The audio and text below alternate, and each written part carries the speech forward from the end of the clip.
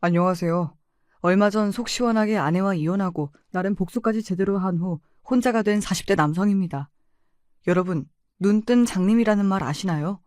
눈을 뜨고 있지만 제대로 된 진실을 보지 못하는 사람을 뜻하는 말인데요. 딱 제 전 아내에게 어울리는 말입니다. 진짜 저야말로 아내가 원하는 돈도 많고 성격도 좋은 사람인데 아내는 이런 저를 눈앞에서 놓치더군요. 뭐 마지막엔 아내가 하도 싹싹 빌며 사정사정을 하길래 모든 걸 다 덮고 다시 한번 살아볼까도 생각했지만 그러기엔 제가 너무 아깝더라고요. 저는 돈도 많고 집도 있고 제 회사도 있고 아직 앞날이 창창한데 뭐가 모자라다고 또 제 인생을 아내라는 검은 잿더미 속으로 넣겠어요. 그래도 생각지도 못한 이혼이라 그런지 아직은 기분이 떨떠름하네요. 지금부터 제 아내가 얼마나 어리석었는지, 제가 아내 때문에 얼마나 고생을 했는지, 제가 복수를 위해 얼마나 많은 것을 참았는지 말씀드릴 테니 여러분들도 제 아내처럼 숲을 보지 못하고 나무만 보는 어리석은 행동은 절대 하지 마시길 바랍니다. 한 부분에만 집착하기보다 전체를 봐야 제대로 된 그림이 보이는 법이니까요. 먼저 저라는 사람에 대해 소개해드릴게요. 저는 고등학교 때부터 사업을 했습니다.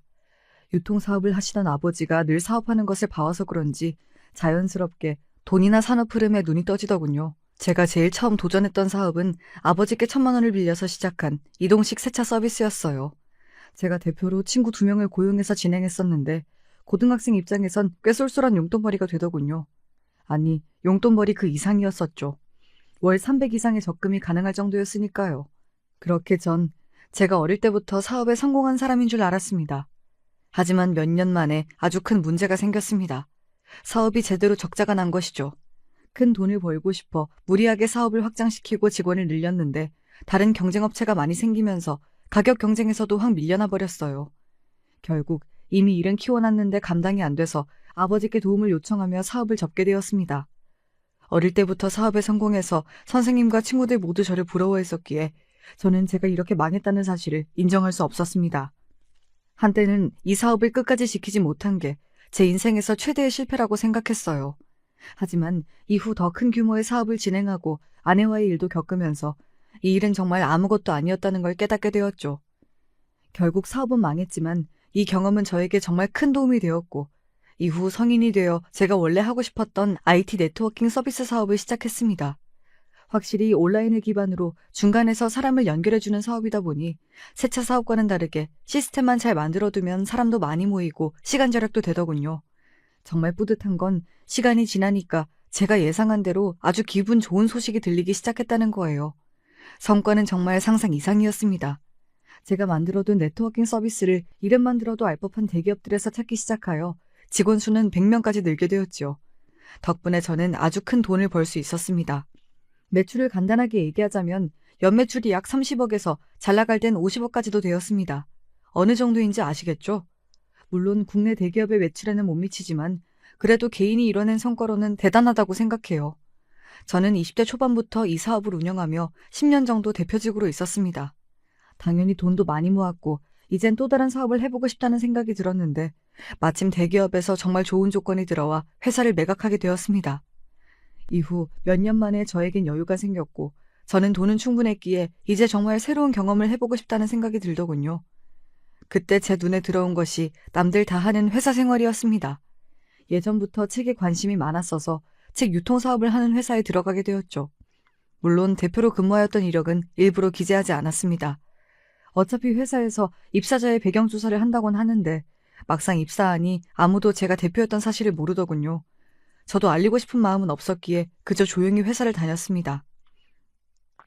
제가 직원으로 있으니 직원들의 마음이 더 이해가 가더군요.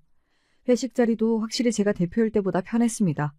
그런데 제가 오랫동안 대표로 있다 보니 직원들의 안일한 태도에 답답한 마음이 생기는 경우도 많았어요.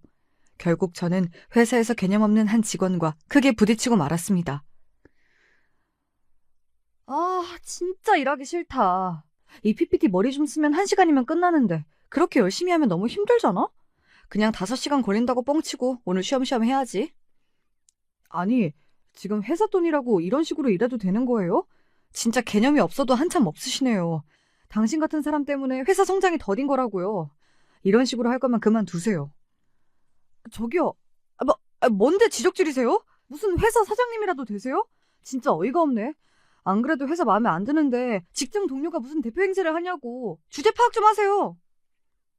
참나, 맞는 말 했더니 저에게 주제 파악이나 하라고 하더군요. 이런 개념 없는 직원을 보니 예전에 제가 운영하던 회사에서 골치 아팠던 직원들이 떠오르면서 확 짜증이 나더군요.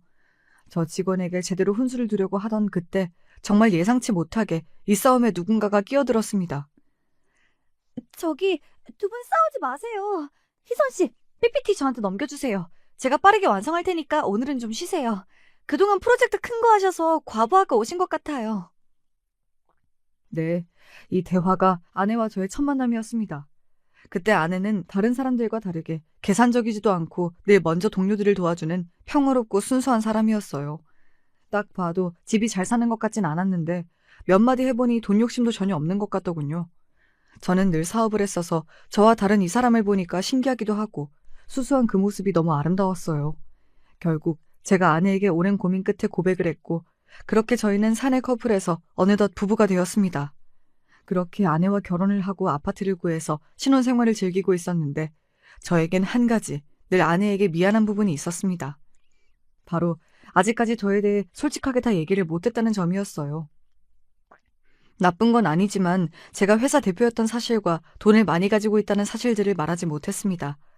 당연히 아내한테 말을 해야 되고 제가 뭘 말하든 아내의 태도가 갑자기 달라지진 않는다고 생각하곤 있었어요.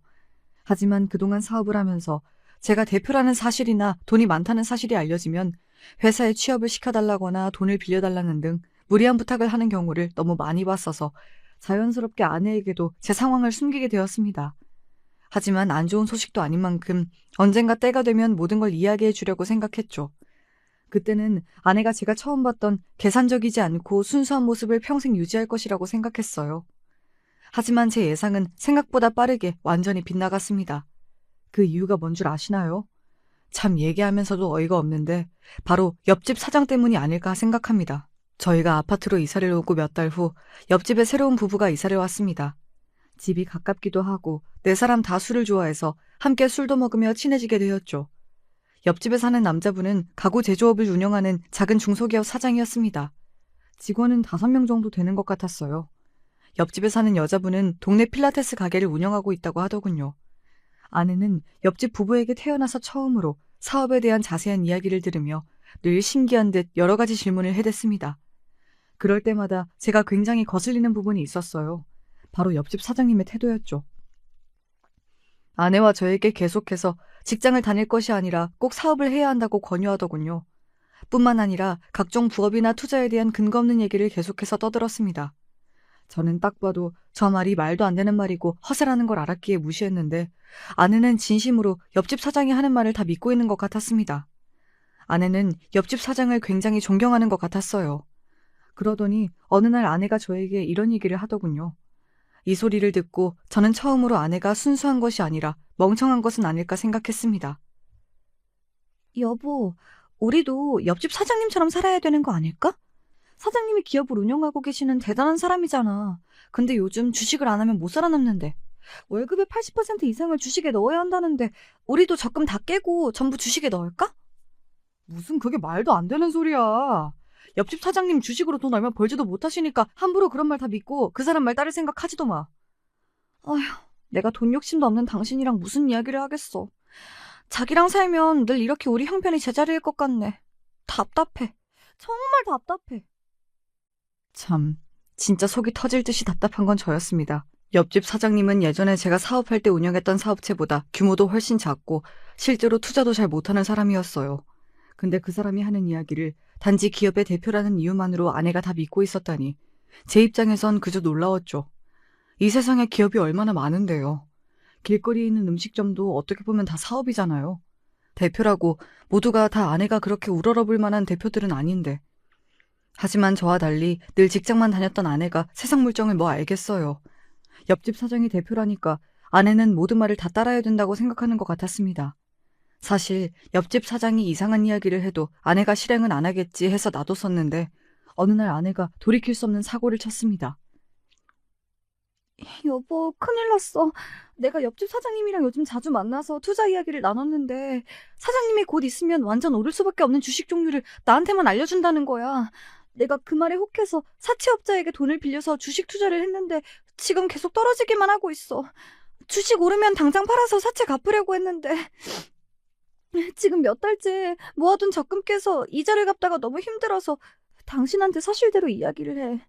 여보, 미안한데 혹시 돈 있으면 나 돈 좀 빌려주면 안 될까? 자꾸 사채업자들이 연락해서 나 너무 무서워. 세상에. 주식을 한다고 사채를 쓰는 사람이 세상에 어딨나요? 이런 바보 같은 짓을 제 아내가 했을 줄은 몰랐습니다. 결국 저는 제가 가지고 있던 돈으로 사채업자들에게 돈을 갚아주었죠. 이후 아내에게 절대 옆집 사장과 둘이 만나지 말고 더 이상 이야기 듣지 말라고 신신당부했습니다. 아내도 알겠다고 하더군요. 이후로 옆집 부부와는 일부러 술자리를 가지지 않았습니다. 그런데 어느 날 옆집 부부에게서 정말 뜬금없는 소식이 들려왔습니다. 바로 옆집 부부가 이혼을 했다는 소식이었죠. 그리고 이 일은 나중에 저와 아내에게도 엄청난 타격을 가져왔죠. 사실 옆집 사장님의 부인이 마지막으로 짐을 챙겨 아파트를 떠나기 전 저희 집을 찾아왔습니다. 제가 깜짝 놀라 문을 열자 저에게 중요한 할 말이 있는 것처럼 보였어요. 하고 싶은 이야기가 있는지 물어보려고 하는데 아내가 옆으로 오자마자 말을 하다가 말더군요. 이내 아내가 떠나는 옆집 사장님 부인에게 마지막으로 주고 싶은 게 있다며 잠시 안방으로 들어가자 저에게 귓속말로 한마디를 하셨습니다. 제 남편과 아내분을 가까이 두지 마세요. 제 말 명심하셔야 할 거예요. 굉장히 뼈가 있는 싸늘한 경고처럼 들렸어요. 그러더니 저에게 자신의 폰번호가 적힌 메모지를 주고 가버리더군요. 분명 필요할 때가 있을 거라고 말했었는데 그때는 이 말이 뭘 의미하는지 잘 몰랐었어요. 당시에는 저도 옆집 사장님을 좋게 보고 있진 않았기 때문에 이 말에 동의는 했었는데 모든 일을 겪고 나서야 이 말에 숨겨진 뜻을 제대로 알 수 있었습니다.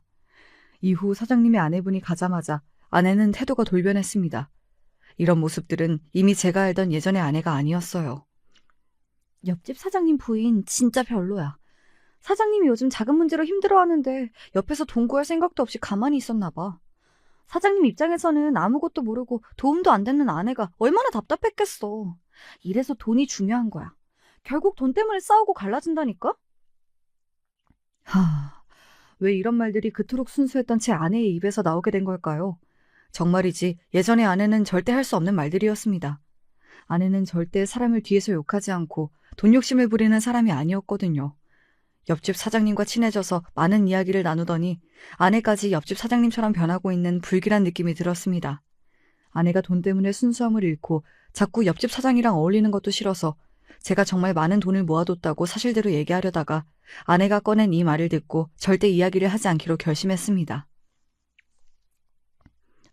주변에 돈 많은 사람 있으면 좋겠다. 주식이나 부동산 투자하게 돈 좀 달라 할 텐데. 회사도 하나 차려달라 하고 싶고. 물론 내가 회사 운영은 안 해봤지만 요즘은 전문 경영인 쓰면 된다며? 옆집 사장이 그러는데 돈 있으면 그냥 회사 차리고 필요한 분야에 사람 다 고용하면 된대. 대표 되는 것도 완전 쉽다는데? 내 주변에 왜 돈 많은 사람이 없을까? 참 철없는 소리지요. 회사 운영이 그렇게 쉬울 리가 없지 않나요? 어느샌가부터 저에게 아내는 순수함이 아니라 그냥 사기치기 좋은 멍청한 사람이 되어가고 있었어요. 이후 아내를 제대로 공부시켜야겠다는 생각이 들어서 제가 회사 운영이나 투자에 대해 제대로 된 이야기를 해주었지만 아내는 제 말을 전혀 듣지 않았어요. 오히려 저를 완전히 무시했죠. 당신은 회사 운영도 안 해보고 돈도 많이 안 벌어봤잖아. 뭘 알겠어. 그러니까 매일 부정적인 소리만 하는 거겠지. 옆집 사장님 봐봐. 꿈도 크고 보는 시야도 넓잖아. 그러니까 돈 버는 방법이 쉽게 보이는 거지. 당신은 뭐만 하면 다 안 된대. 그럴 거면 그냥 말하지 마. 그래서 돈을 벌기나 하겠어? 아휴. 제가 회사 대표로 있었던 경력이 얼만데 아내에게 이런 말을 들으니까 어이가 없더군요. 이후에도 아내와 이 문제로 몇 번이나 다툼이 있었습니다. 아내가 옆집 사장님께 주식 투자와 사업 운영을 배운다면서 저녁에 집에 들어오지 않고 옆집에 계속 있었거든요. 처음에는 밥 먹은 후 2시간쯤 사장님과 대화를 하다 다시 집에 왔었어요. 좀 저러고 말겠지 싶었는데 이후에는 새벽까지 안 들어오더군요. 점점 제가 참을 수 있는 정도를 넘었다는 생각이 들어 화를 냈더니 열심히 일하고 사업 준비하는 사람한테 이게 무슨 태도냐고 적반하장으로 나왔습니다. 결국 저는 아내와 일주일에 3-4번 이상 이 문제로 싸우게 되었고 이미 충분한 제 자금 상황과 사업 경력에 아내에게 전부 이야기하려고 했어요. 이런 결심을 가지고 일찍 집에 들어온 날 아내의 입에서 정말 충격적인 단어를 듣게 되었습니다. 단 한 번도 예상하지 못한 시나리오였죠. 나 당신한테 할 말 있어. 요즘 당신이 사업 준비한다고 자꾸 옆집 사장님이랑 새벽에도 같이 있잖아. 근데 앞으로 그럴 필요 없어. 왜냐면 사실 그러니까 내가 말 끊어서 미안하지만 나부터 얘기할게. 우리 이혼하자. 뭐? 방금 뭐라고 했어? 이혼? 갑자기 무슨 이혼이야? 미쳤어? 난 돈 없는 사람보다 부자가 좋아. 당신보다 옆집 사장님이랑 같이 살고 싶어졌어. 이 말을 듣는 순간 옆집 사장을 조심하라 하던 사장 부인의 말이 단지 옆집 사장이 허세가 많고 사업과 관련하여 근거 없이 좋은 말만 던지는 사람이어서 한 말이 아니라는 것을 이제서야 알게 되었습니다. 옆집 사장은 제 아내를 순진한 제 아내를 꼬실 수 있는 사람이었고 이미 옆집 사장이 부인과 이혼하기 전부터 제 아내와 어느 정도 불륜을 저지르고 있었던 것 같았습니다. 즉, 옆집 사장 부인이 경고한 메시지에는 남녀 관계도 있었어요. 저는 정말 생각지도 못했고 이해도 가지 않았습니다. 아니, 저보다 나이도 많고 돈도 없는 저 사장이 뭐가 좋다고 아내가 저한테 이혼을 요구하는 걸까요? 제가 저보다 잘난 사람이면 질투라도 나겠는데 그런 것도 없고 그냥 제가 세상에서 겪은 일 중에 제일 어이가 없었습니다.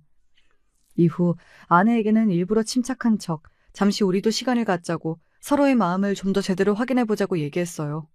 아직 상황 파악이 안 됐고 제가 뭘 해야 할지 아무것도 확신이 서지 않더군요.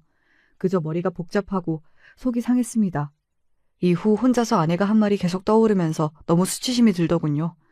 결국 계속 고민하다가 저와 비슷한 상황을 겪었을 옆집 사장의 부인에게 전화를 걸었습니다.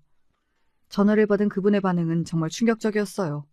제가 전화할 걸 마치 예상이라도 한 것 같았습니다. 하지만 저는 전화를 끊고 이 전화를 정말 잘 걸었다고 생각하게 되었어요. 옆집 사장의 부인이 하는 이야기를 듣고 저는 제가 이제부터 해야 할 일이 무엇인지 알게 됐거든요.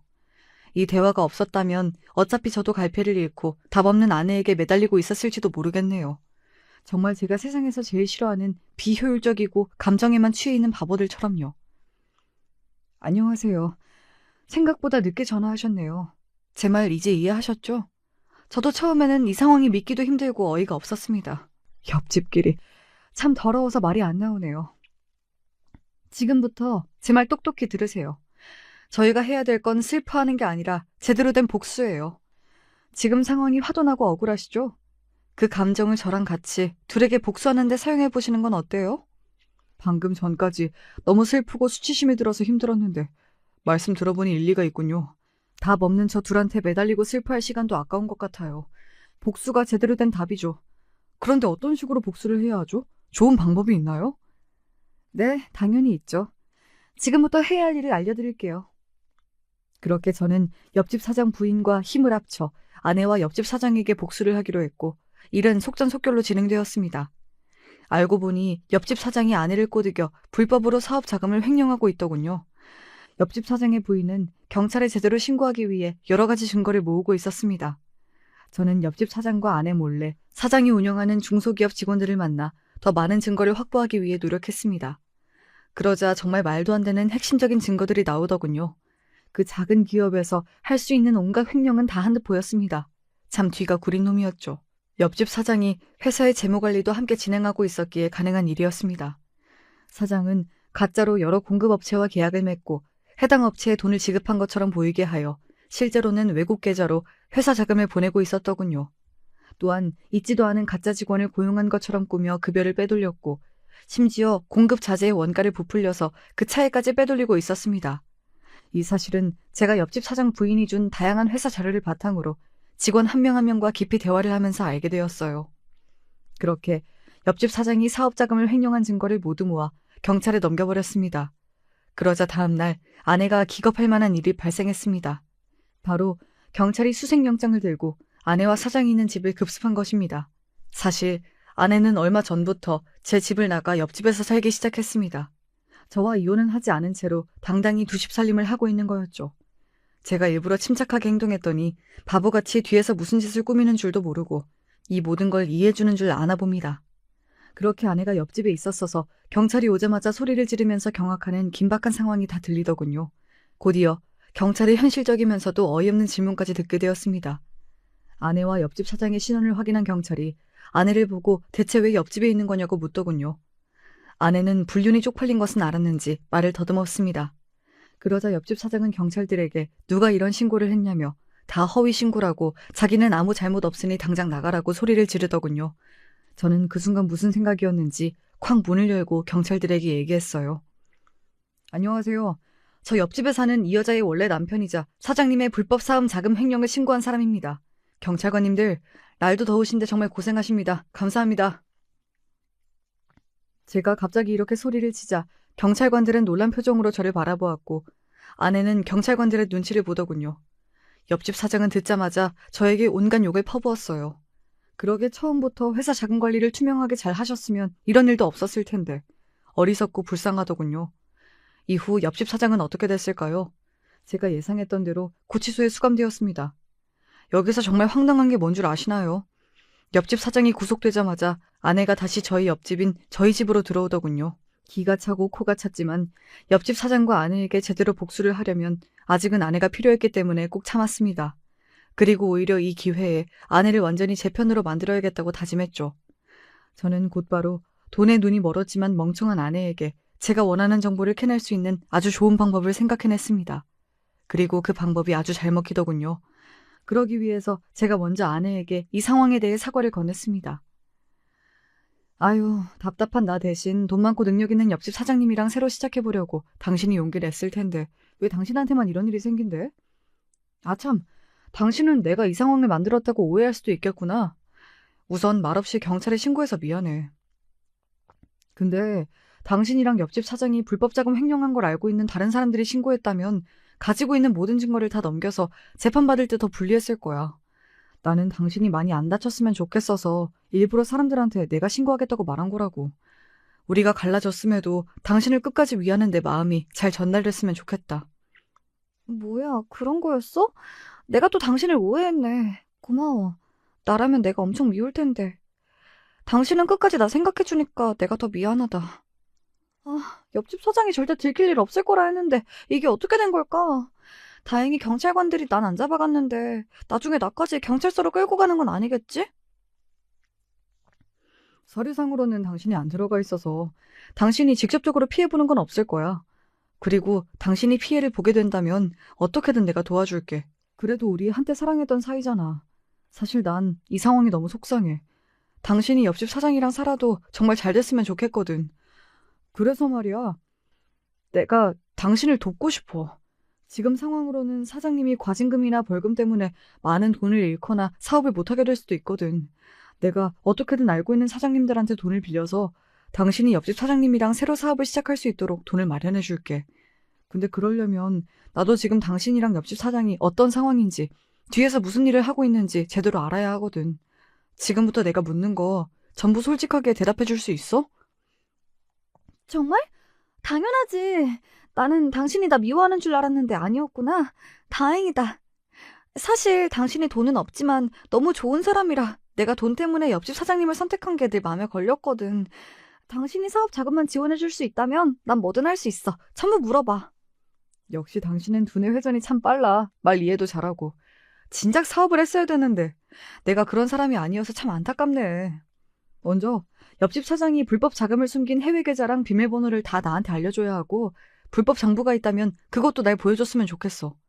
이걸 다 알아야 내가 얼마나 필요한지 또 경찰이 닥쳤을 때 어떻게 해결할지도 얘기해줄 수 있거든. 옆집 사장은 내 말 안 믿을 것 같아서 나한테 이런 거 알려준다고 미리 얘기 안 했으면 좋겠다. 내 말 알아듣지? 그럼 일주일 내로 전부 정리해서 줄게. 정말 고마워. 돈 많이 벌면 당신도 줄게. 제 아내 참 순진한 건지 멍청한 건지 그렇게 저에게 모든 걸 순순히 알려주더군요. 이 사실을 알게 되면 옆집 사장이 얼마나 화가 날까요? 드라마에서만 보던 제대로 된 복수를 할 생각에 저는 아주 속이 시원했습니다. 그렇게 10일 후 사장은 풀려났습니다. 하지만 거액의 벌금도 물어야 했고 사업도 당장 이어갈 수 있는 상황이 안 되었죠. 미친 듯이 저를 원망하더군요. 저는 이때 옆집 사장의 전 부인에게 양해를 구하고 제가 부인이 복수하고자 하는 것을 막기 위해 대신 증거를 숨겨서 신고한 것이라고 아내에게 얘기한 것과 똑같이 옆집 사장에게 얘기했습니다. 처음엔 안 믿더니 이후 전 부인과 대화를 하고 나서야 제 말을 믿더군요. 사장의 전 부인과 미리 말을 맞춰놔서 들키지 않을 수가 있었습니다. 이후 저는 아내가 이야기해준 더 많은 불법 자금 정보를 경찰에 넘겼어요. 해외 계좌를 추적하고 있던 경찰에겐 아주 도움이 되는 정보였죠. 이후 제가 잠시 짐을 찾으러 집에 왔을 때 옆집 사장이 아내에게 화내는 것을 들었습니다. 야, 너가 경찰에 알려줬지?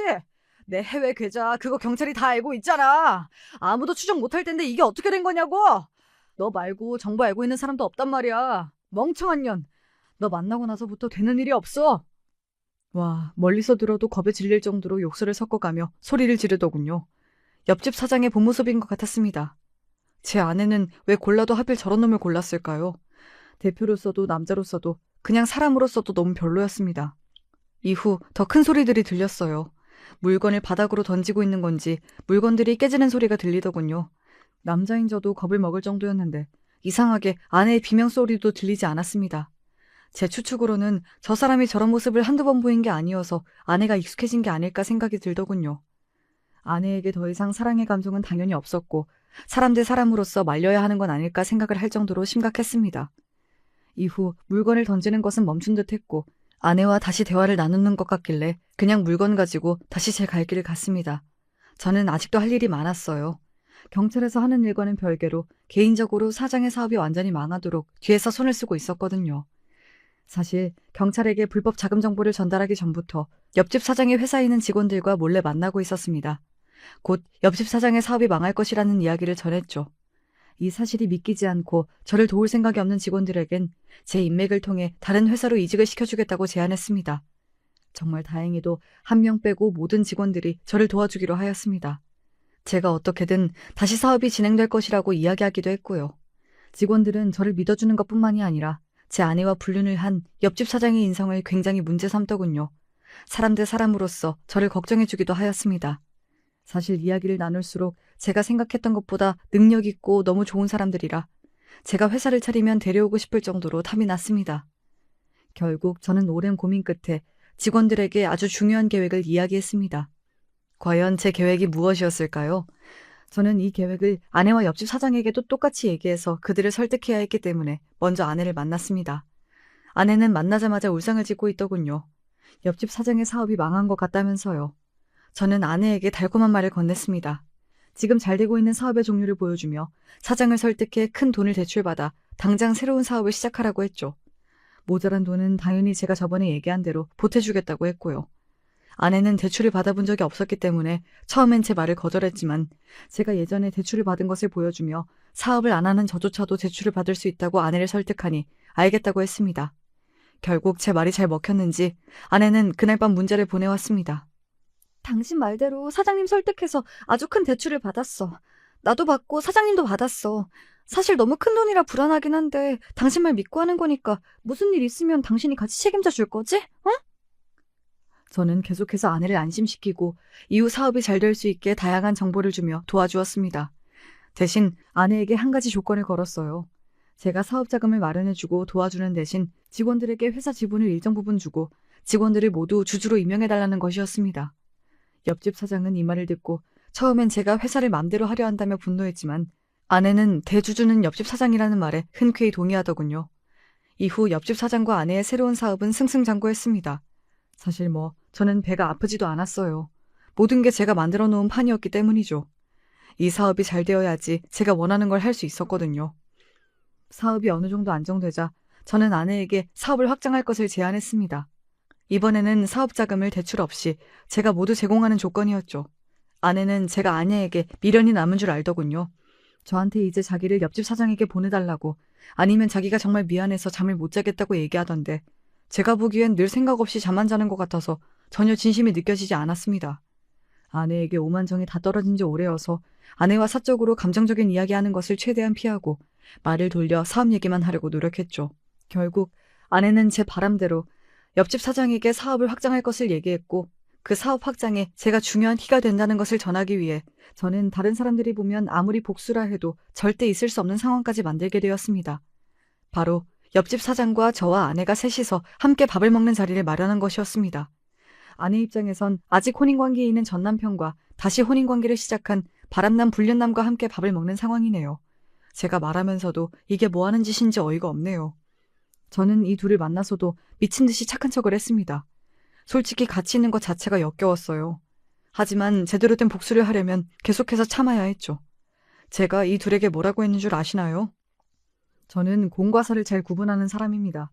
사적으로 저에게 큰 상처를 준 두 사람이지만 사업적으로 볼 때 정말 능력 있는 사람이라고 생각해서 사업 자금을 마련해드린 거예요. 그리고 좋은 성과를 내신 걸 보니까 역시 제 믿음이 틀리질 않았네요.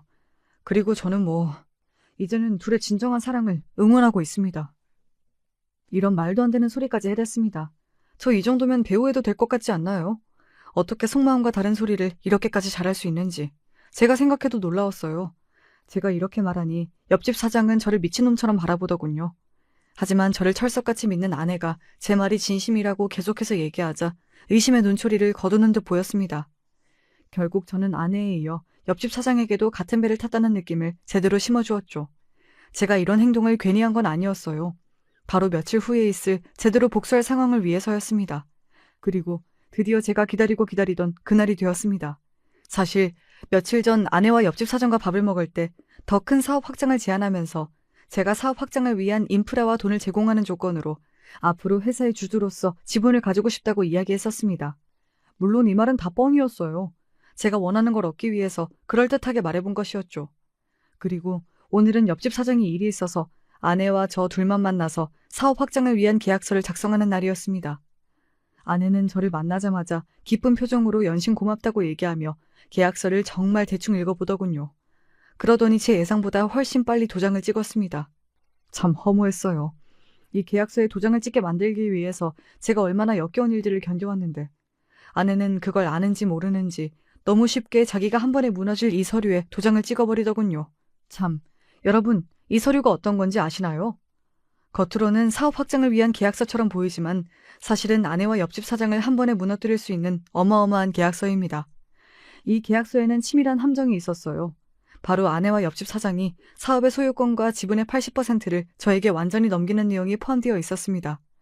아내는 제가 사업을 잘 모른다고 믿고 아무 의심을 안 했을 거예요.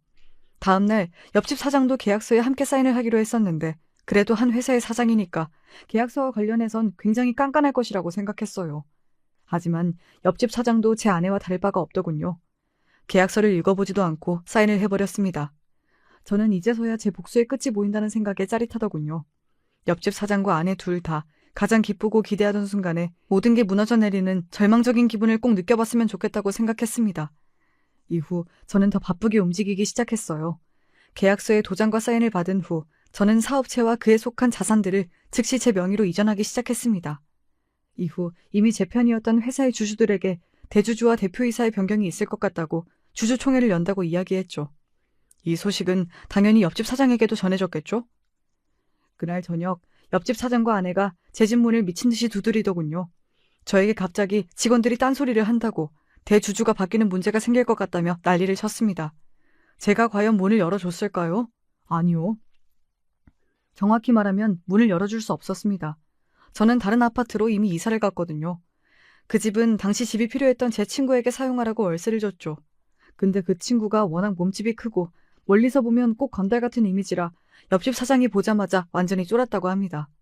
이후 저는 옆집 사장과 아내의 연락을 모조리 씹었습니다. 더 이상 받아야 할 필요가 없잖아요. 전 원하는 걸 이미 손에 넣었으니까요. 그리고 며칠 후 드디어 제가 그토록 기대하던 주주총회 날이 되었습니다. 이날 그토록 기다렸던 제대로 된 복수를 할 기회였죠. 물론 주주라고 해봤자 7명 정도 있었지만 어쨌든 믿었던 도끼에 발등이 찍히고 모든 직원과 돈이 날아가는 기분은 제대로 느끼게 해줄 수 있지 않나 싶네요. 주주총회에 도착하자 아내와 옆집 사장은 얼굴이 사색이 된 채 긴장해 있더군요. 이후 둘은 저를 보면서 왜 전화를 안 받았냐고 소리를 쳤습니다. 여보, 아니 김정현 주주님, 왜 이렇게 전화를 안 받으시나요? 지금 회사에 무슨 일이 있었는지 아세요? 이런 중요한 순간에 대체 왜 연락을 씹으시냐고요. 뭐야? 어디 있다 이제야 나타나는 거야? 제정신이야? 너가 돈 보태놓고 이 사업까지 망하면 어쩌려고 이런 식으로 일 처리를 해? 참, 둘 다 제가 대주주라는 사실은 꿈에도 모르나 봅니다. 집에 가서도 작성한 계약서를 전혀 읽어보지 않는 듯 했어요. 한마디로 사장이 될 자격이 없는 사람들인 거죠. 둘이 저한테 친 그 호통이 저에게 할 수 있는 마지막 호통이었다고 저는 생각합니다. 곧 제가 대주주로 소개가 되었거든요. 이 소리를 듣자마자 아내와 옆집 사장은 굉장히 놀란 듯 했습니다. 아내는 전혀 상황 파악이 안 되는 눈치였고요. 눈앞에서 회사를 빼앗긴 건데 그것도 모를 정도로 머리가 안 돌아가나 보더군요. 옆집 사장은 이 상황이 너무 억울하고 분한지 그 자리에서 소리를 쳤습니다. 뭐야? 왜 당신이 대주주가 된 거야? 그럴 리가 없잖아. 이게 어떻게 된 거냐고? 아직도 상황 파악이 안 돼? 당신이랑 내 전 아내가 이미 이 서류에 사인했잖아. 여기 적혀 있는 거 보여? 사업의 소유권과 지분의 80%를 나에게 넘긴다. 대신 사업 자금을 받는다. 그리고 직원들도 이미 다 동의했고. 그리고 혹시나 몰라서 하는 말인데 사업 자금은 한 달 안에 갚는다. 이 조항 잊지 말고. 여보, 그런 내용은 없었잖아. 당신이 이 서류는 사업 확장을 위한 계약서라고 했었잖아. 이런 바보같이 멍청한 여편네야. 너가 다 읽어봤다고 사인하라 해서 나도 사인한 거잖아. 이제 어떻게 할 거야?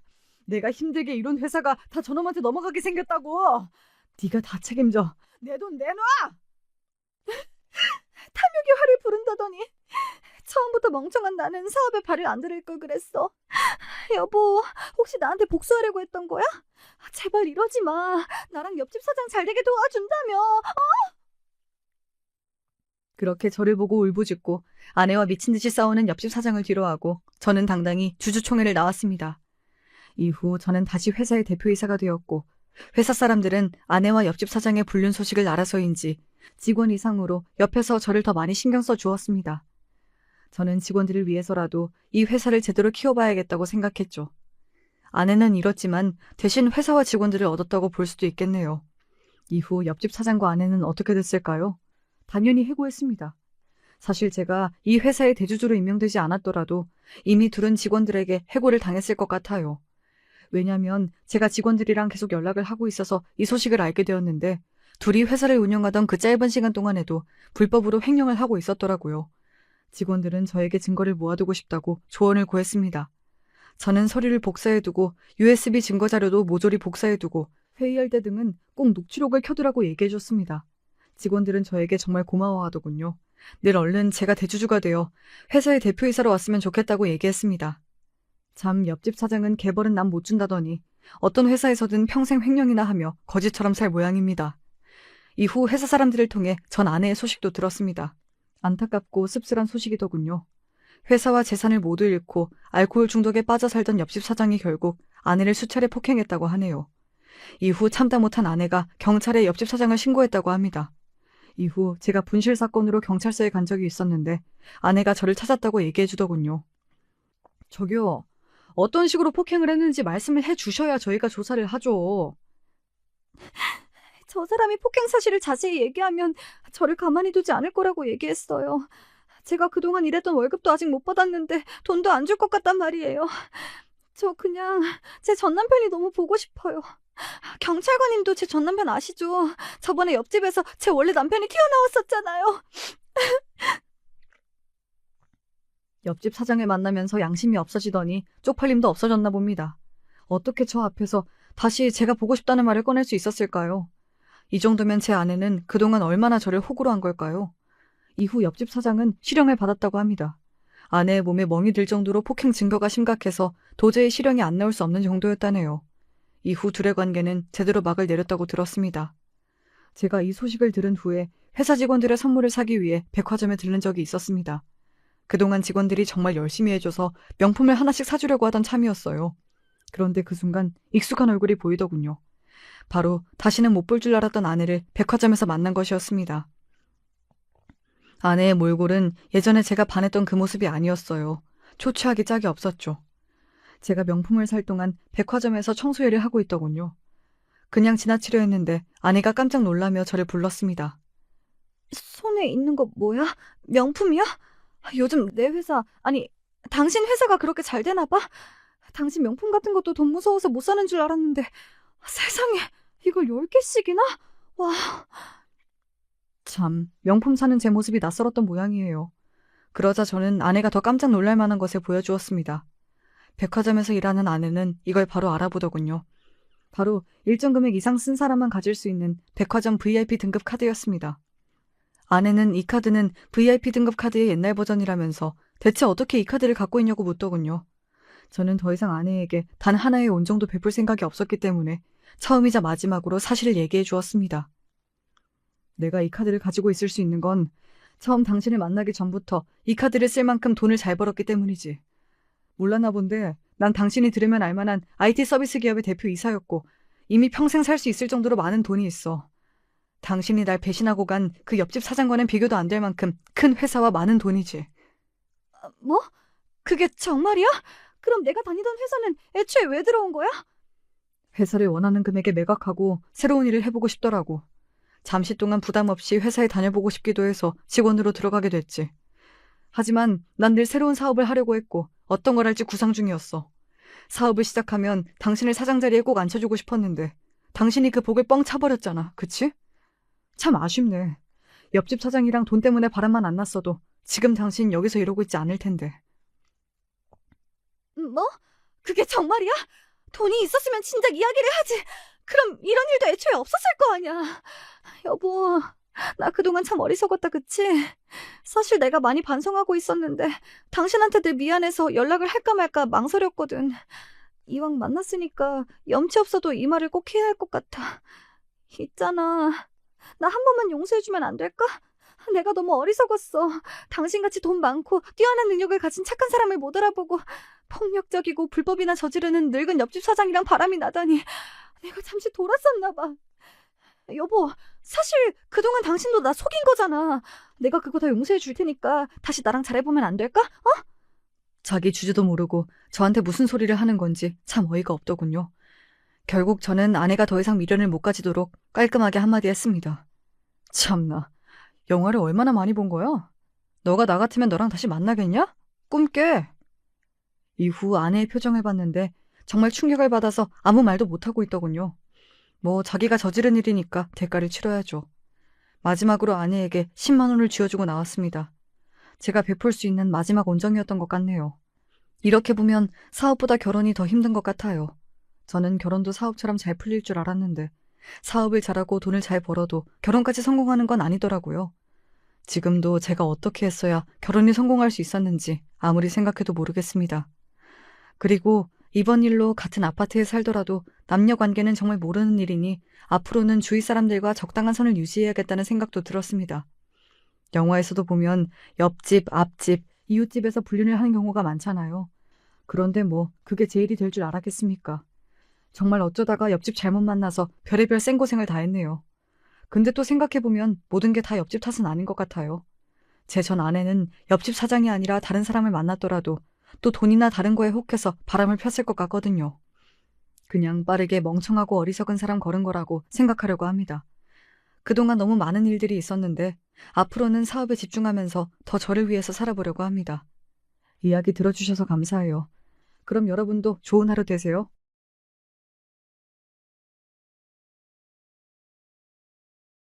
전 개인적으로 사고방식이 어릴 때보다 많이 굳어버렸다는 것을 실감할 때면 나이를 먹었다고 생각이 들어요. 어렸을 적엔 뭘 배워도 빨리 배웠고 새로운 것을 곧잘 눈에 담았고 상상력도 제법 풍부했었는데 나이가 들면 들수록 그런 부분들이 느려지기도 하고 때로는 편협해지는 듯 싶기도 하네요. 만약에 지금보다 더 어리고 젊은 나이에 이런 사연을 쓸 기회가 주어졌다면 설레는 마음으로 이런저런 문장들을 궁리해 봤을 것이란 생각도 들고요. 나름의 노력을 다해서 제가 겪은 이야기를 사연에 빠지다에 풀어볼게요. 제가 초등학교 때 친정 아버지께서 암에 걸리셨다는 사실을 알았어요. 암이란 걸 당시에 전 어떻게 알고 있었는가 하면 그냥 암에 걸리면 죽는 거다 이런 식으로만 어렴풋이 알고 있었습니다. 무서운 거라고만 그렇게 여겼는데 다름 아닌 제 친정 아버지께서 암 환자라는 걸 알게 됐을 때 태어나서 처음으로 무력감을 맛봤던 것 같아요. 머릿속엔 온통 그럼 어떡하지 이런 생각밖에 안 들었고 무섭단 기분만 들어차 있었습니다. 늘 듬직하고 든든하던 친정아버지께서 약한 모습을 보이시며 고개를 떨구셨을 때 제 심장도 같이 바닥으로 떨어졌어요. 친정 부모님의 대화를 몰래 엿듣고 있던 저에게 한 줄기 희망의 빛을 내려준 것은 친정 엄마셨습니다. 굳건한 태도로 아버지를 다독이며 격려하시는 그 모습에 전 암이라는 무서운 것 안에서 자그마한 희망을 찾을 수 있었죠. 그 희망이란 것을 꼭 붙은 채로 지냈어요. 아버지께선 괴롭고 고통스러운 치료를 받으시기 위해 병원을 오래 들락날락 하셨죠. 제가 할 수 있는 것이 고작 마음을 담은 편지를 쓰는 것밖에 없다는 점이 어린 저를 무력하게 만들었습니다. 그게 우울이란 것조차 알지 못한 채로 우울했습니다. 대체로 저는 집에서 혼자였어요. 만들어진 반찬을 찾아다가 밥을 알아서 챙겨 먹었죠. 알아서 학교를 가고 친구들을 사귀고 놀고 숙제라고 씻고 잘 준비를 했습니다. 밤에 혼자 잠이 들 때면 무서웠어요. 어린 마음에 아무도 없고 조용하기만 한 깊은 밤중의 집은 귀신의 집처럼 느껴졌었거든요. 그래서 소원을 담은 종이학을 접고 또 접다가 지독한 수마가 덮쳐와서 스르르 잠에 드는 것을 택하곤 했습니다. 그럼에도 친정아버지께서 아직 꿋꿋하게 버티고 계신다는 것, 친정엄마께서 절 기특하다 칭찬해 주시는 것, 그런 것에 충족감을 느끼면서 이런 생활이 아주 오래 지속돼도 좋으니까 두 분 다 떠나지 않고 저의 곁에 계셔 주시기만을 바랬습니다. 제가 천마리의 종이학을 접었던 덕분이었던지 그래서 그 소원이 이루어졌던 것인지 모르겠으나 아무튼 친정아버지께선 저희 초등학교 졸업식에 참석을 하셨어요. 멀쩡히 당신의 두 발로 서서 환하게 웃으시며 제법 평탄한 일상으로 돌아오신 채 말입니다. 지난 3년간 울고 웃으면서 정말 힘들고 정신없는 나날이었는데 지금 이렇게 멀쩡하게 우리 은정이 초등학교 졸업식도 보고 직접 꽃다발도 안겨주면서 기념사진도 남기고 있단 게 정말 꿈만 같다, 은정아. 졸업 축하한다. 중학교 가선 우리 딸 더 열심히 하기야. 다른 친구들은 엄마만 온 집들이 많은데 전 엄마도 있고 아버지도 있으니까 오늘 제가 진짜로 주인공이 된 것 같아요. 너무 좋아요. 중학교 가면 최고로 공부 열심히 할 거예요. 정말이야. 우리 딸은 누굴 닮아서 이렇게 영특하고 착한 건지 몰라. 은정아, 이제 난 여한이 없을 정도다. 행복해 하시던 친정 아버지의 그 말씀을 못 뱉도록 제가 막았어야 했나 봐요. 여한이 없단 소리 못 하시도록 제가 막았어야 했어요. 제가 설렘 가득한 중학교 생활을 시작한 지 불과 몇 달 지나지 않아서 다시 상태가 나빠졌단 병원 측의 청천벽력과도 같은 소견을 듣게 됐습니다. 아버지께선 크게 절망하셨고 엄마께선 꼿꼿하게 괜찮아, 이겨낼 수 있어 이런 말씀만 반복해서 하셨어요. 전 아버지께서 다시금 그 고통스러운 병원 생활을 하시게 된 것이 슬펐습니다. 하지만 돌아가실 거라고 생각하진 않았어요. 이미 제가 초등학교 때 병원 생활을 오래 들락날락 하시는 걸 봤기 때문에 어느 정도 안일한 마음을 갖고 있었던 거예요. 그러나 제가 1학년 생활을 마치기도 전에 친정 아버지께선 결국 이제는 힘들다는 의료진의 이야기를 듣게 되셨습니다. 아니야. 이대로 끝낼 순 없어. 이대로 당신 보낼 순 없어. 마지막까지 뭐라도 해봐야 돼. 당신 절대 포기하지 마. 친정엄마께선 마지막 지푸라기라도 잡는 심정으로 서울에 가보겠다고 하셨습니다. 우리나라에서 5손가락 안에 드는 대형 병원이 목적지였죠. 저도 가겠다고 졸라댔습니다. 엄마, 저도 같이 가게 해주세요. 저도 따라갈래요. 은정아, 너 무슨 소리를 하는 거야? 넌 학교 다녀야지. 어딜 따라와? 말도 안 되는 소리 하지 마. 엄마야말로 지금 말도 안 되는 소리 하고 계신 거예요. 지금 아버지 상태 안 좋다면서요. 그것도 아주 많이 안 좋다면서요. 전 그것도 모르고 이번에도 무사히 퇴원하실 거라고만 생각하면서 여태까지 아무 생각도 없이 지내고 있었어요. 바보같이 지난 몇 달을 날려버렸다고요. 그런데 만약에 이번이 아버지 마지막이면 어떡해요? 학교는 앞으로 갈 나날이 많이 남았지만 아버지 볼 나날은 그만큼 많이 안 남아있잖아요. 얘가 정말 언제 이렇게 다 커서 말을 이렇게 잘하는 거람. 이렇듯 크는 걸 나는 다 지켜봐 주지 못한 것 같은데 그럼에도 언제 이렇게까지 의젓해져서는. 친정엄마께선 기어이 제 앞에서 흐느껴 우셨습니다. 그간 굳건하게 버티곤 계셨지만 그 속은 진작에 문드러져 있었음을 저도 그제서야 깨닫고 엄마께 힘이 되어 드리지 못해온 것에 죄송한 마음으로 함께 부둥켜 안고 울었어요. 동이 트기 전 새벽에 출발해서 아침 무렵에 서울의 대형 병원에 도착을 했죠. 권위자라고 알려진 의사가 아버지의 의료 기록을 손에 들고 다가왔습니다. 그리고 아버지의 손을 꼭 잡은 채로 곁을 지키고 있는 저는 내버려둔 채 엄마께만 조심스러운 눈짓을 보내더군요. 몇 걸음 떨어진 위치로 가서 엄마께서 그 의사에게 어떤 말을 전달받으시는 모습을 전 지켜봤습니다. 과연 무슨 얘기가 오가고 있을지 불안과 호기심이 뒤엉키던 바로 그때였어요. 안 돼. 안 돼요. 아직은 안 돼요. 제발요. 부탁드립니다. 안 돼.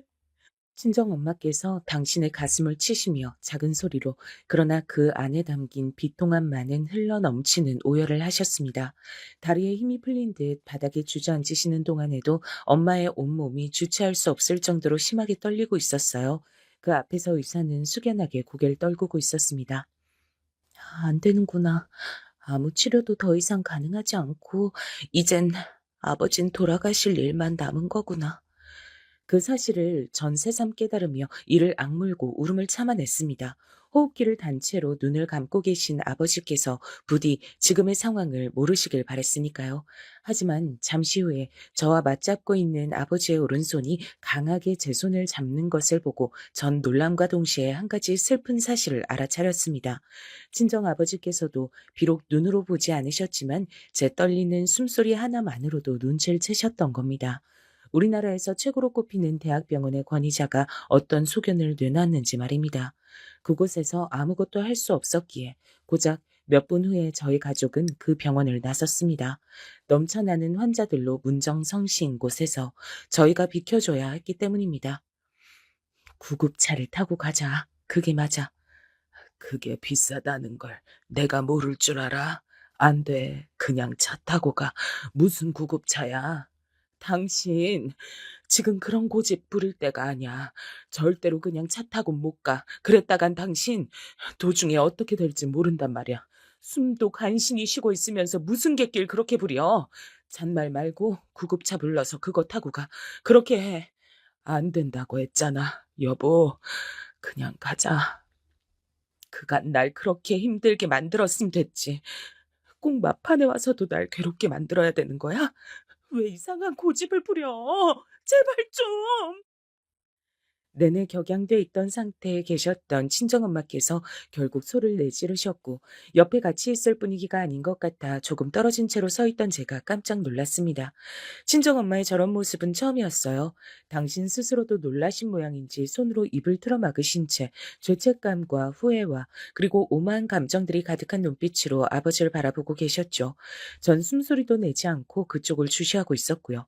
침묵이 잠시간 이어지고 있던 그때 아버지께서 이렇게 말씀하시며 세상에서 가장 슬픈 방식으로 침묵을 흩으셨습니다. 은정이, 우리 딸 은정이 고등학교 가야 돼. 그 말씀을 듣자마자 제 눈에서 자동으로 눈물이 후두둑 떨어져 내렸어요. 아버지의 호흡이 부족해서 가쁘게 새어나오는 숨결 사이로 뱉어진 힘겨움 가득한 목소리가 제 이름을 담았던 것을 저는 죽는 날까지도 잊을 수 없겠죠. 고등학교도 가야 되고 다음으론 대학도 가야 돼. 우리 은정이가 그래야 하는데 돈 한 푼이 아까워. 난 이제 곧 죽을 팔자잖아. 그런데 뭔 팔자 좋게 구급차를 타고 가겠어. 그러니까 안 돼. 우리 은정이한테 써야 될 돈 나한테 못 써. 당신이 양보해줘. 당신이 고집 꺾어줘. 못난 내가 마지막으로 하는 부탁이야. 도대체 인간이란 동물은 왜 이다지도 큰 슬픔을 느낄 수 있는 생명체로 창조됐을까? 그 점을 그 순간에 전 원망했습니다. 걷잡을 수 없는 슬픔으로 금방이라도 쓰러질 것만 같았는데 아버지께서 아직 살아계시건만 제가 차마 그럴 순 없어서 간신히 참았던 것만 같아요. 죽은 사람 소원도 들어준다는데 아직 살아있는 사람 소원을 내가 왜 못 들어주겠나 싶다. 그래, 알았어. 당신 뜻대로 할게. 친정 엄마께선 그날 눈물로 운전대를 잡으셨죠. 휴대용 호흡기 하나만 달랑 가지고서 친정 아버지께선 조수석에 타신 채로 가셨고 전 뒷좌석에서 울음을 참느라 정신이 없었습니다. 살던 지역의 병원 앞, 거기에 딱 도착하자마자 아버지께선 고통을 호소하셨어요. 응급실에서 의료진들이 전부 뛰쳐나오고 엄마께서 엉엉 우시면서 옮겨지는 친정아버지를 바라보시고 그 모든 것들이 비현실적으로 느껴졌습니다. 여보, 나 떠나고 나면 한 가지만 약속해줘. 꼭 잘 돌보면서 살아주기야. 우리 은정이? 그래, 알았어. 우리 딸 은정이 내가 꼭 잘 돌봐줄게. 그건 걱정하지 마. 아니, 당신 스스로 잘 돌봐주면서 살아. 꼭 그랬으면 좋겠어. 그간 나 때문에 고생 많이 했지. 나 돌보느라 정작 당신 자신을 못 돌봤지. 너무 미안해. 그러니까 이제는 당신 스스로 돌보면서 살아줘. 은정이는 내가 돌볼 테니까 내가 저승에서 눈 부릅뜨고 우리 딸 지킬 거니까. 우리 딸은 나한테 맡기고 당신은 꼭 당신 인생 챙기면서 살기야. 알았지? 약속해줘. 마지막 순간에 정말 기적이라고 밖엔 설명이 안 되는 일이 벌어졌어요. 비록 가쁜 숨을 내쉬긴 하셨으나 아버지께서 말씀을 잊고 계셨습니다. 불과 1분 전까지만 해도 숨이 꼴깍 넘어가서 이대로 돌아가시는 줄로만 알았거든요. 의료진이 다 놀라서 쳐다보고 있었어요. 저는 정신없이 울면서 아버지의 손을 붙잡아 드렸습니다. 엄마께선 눈물을 흘리시며 환하게 웃으셨어요. 알았어. 약속할게. 나 있지? 당신 정말 사랑해. 처음부터 지금까지 한순간도 사랑 안 한 적이 없었어. 이제 편히 떠나도 돼. 이제는 편히 쉬어. 친정엄마의 말씀을 들으시자마자 아버지께서 바로 숨을 거두셨어요. 마치 마지막 순간을 위해 신이 저희 가족에게 인사를 나눌 시간을 허락했던 것 마냥 단번에 호흡이 끊겨서 아버지께선 그대로 떠나셨습니다. 정말 많이 울었죠.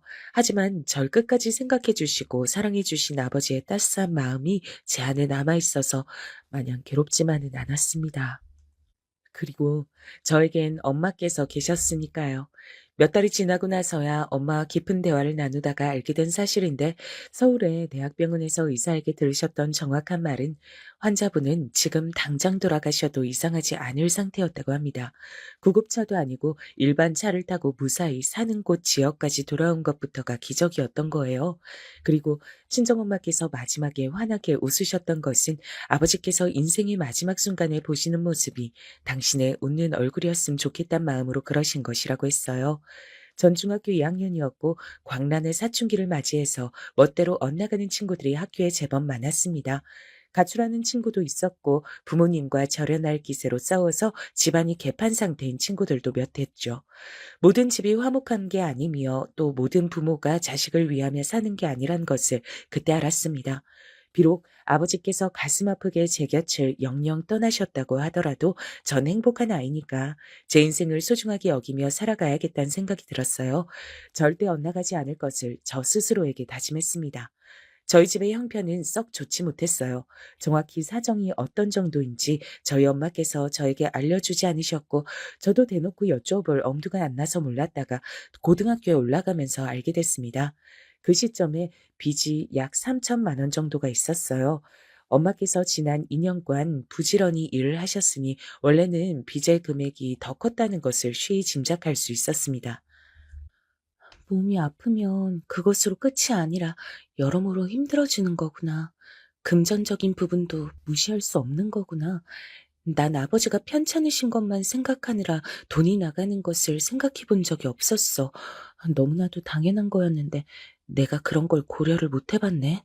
그동안 엄마가 많이 애를 쓰면서 사셨던 거야.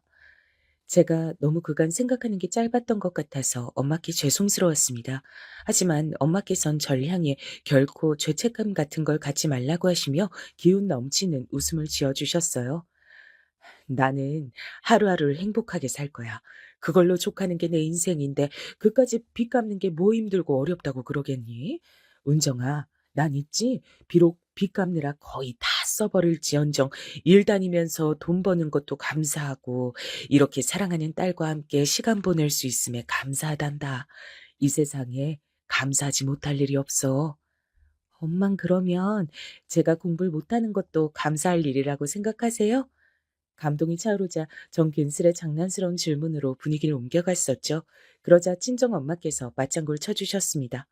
어이쿠, 글쎄, 그건 감사하기엔 애매하다고 해둘까? 우리 딸, 건강하기만 해라. 공부 잘하는 건 바라지도 않아. 그런 건 애저녁에 포기했어.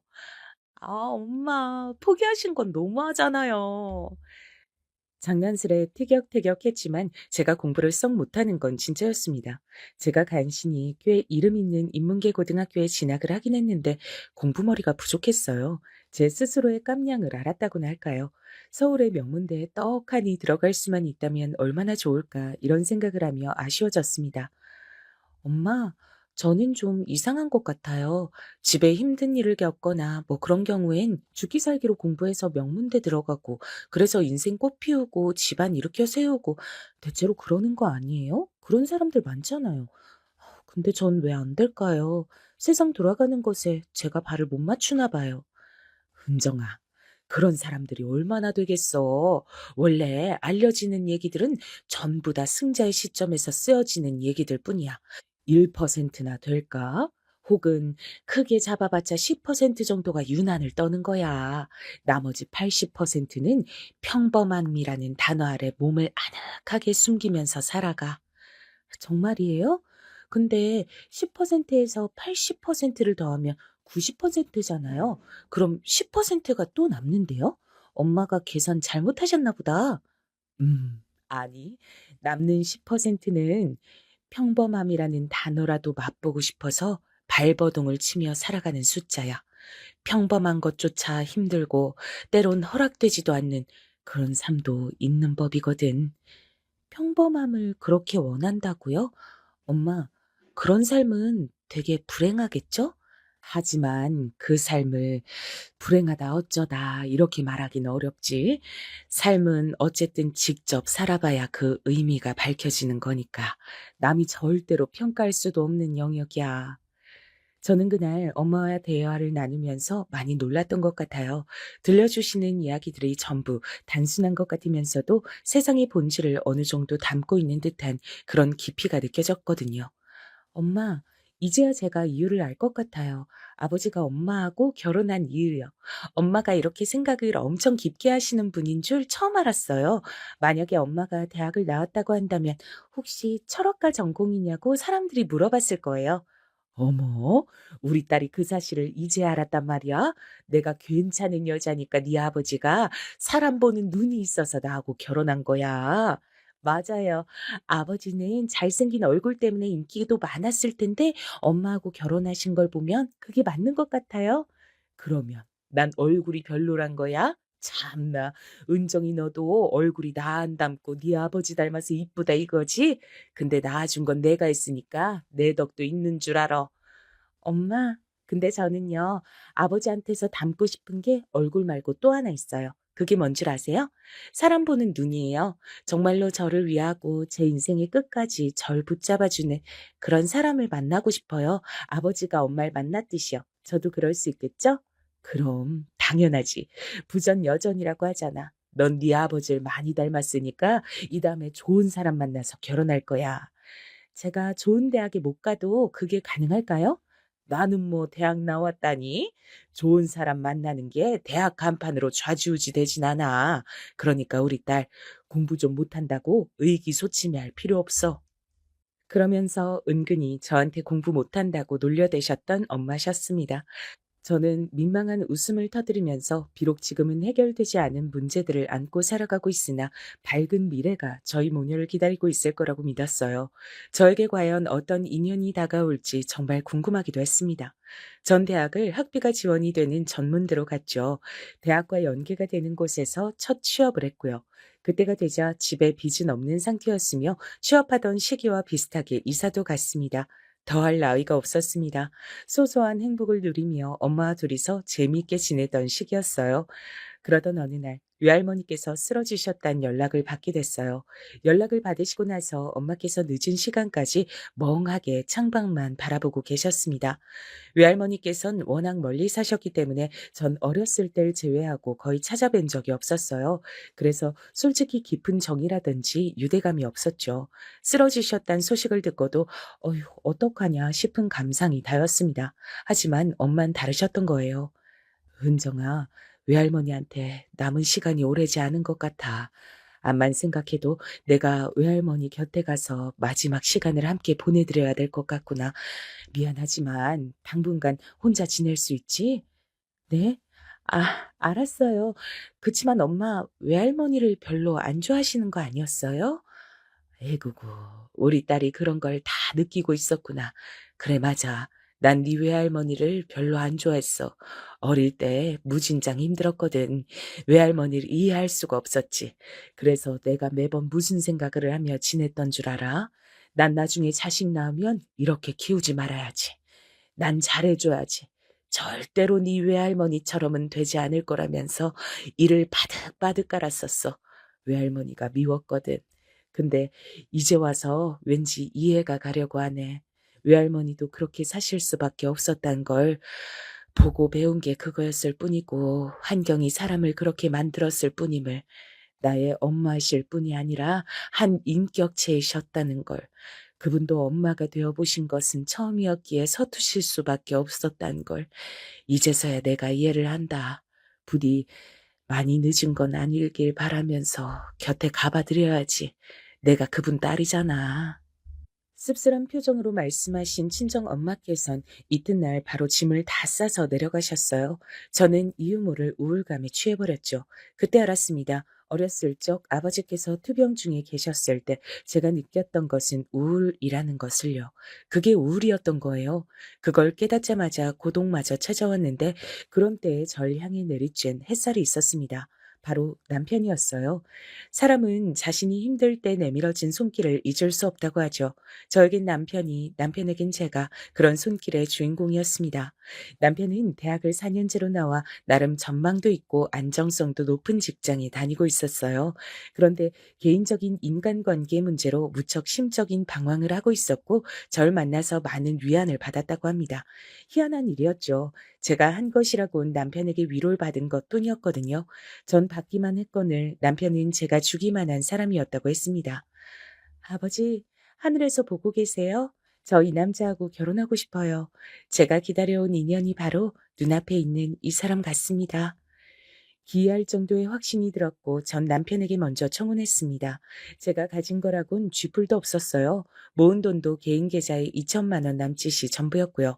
반면 남편은 그때 7천만 원과 승용차 한 대를 가지고 있었죠. 시댁에서 남편이 결혼할 때 지원해 주려고 들고 있었던 5천만 원 또한 있었습니다. 이런 것들을 모두 합쳐 소중하게 미천 삼아 결혼을 했습니다. 결혼식을 3개월 앞두고 외할머니께선 돌아가셨어요. 버틸 만큼 버티고 용 쓸 만큼 용 쓰다 가셨으니 당신께서도 미련이 없으셨을 거야. 나도 이젠 마음이 한결 가벼워 마지막 나날들을 곁에 있어드리기를 잘했단 생각이 든다. 친정엄마께서 정말로 홀가분해 보이시는 얼굴을 하고 계셔 저도 안심이 됐습니다. 저의 평생을 봐오신 분이 친정엄마신데 그런 분께서 저보고 얼굴이 그 어느 때보다 편안해 보인다고 말씀해 주셨어요. 명백히 남편 덕분이었죠. 윤서방이 얼마나 괜찮은 사람인가 아닌가를 내가 판별할 필요도 없었어.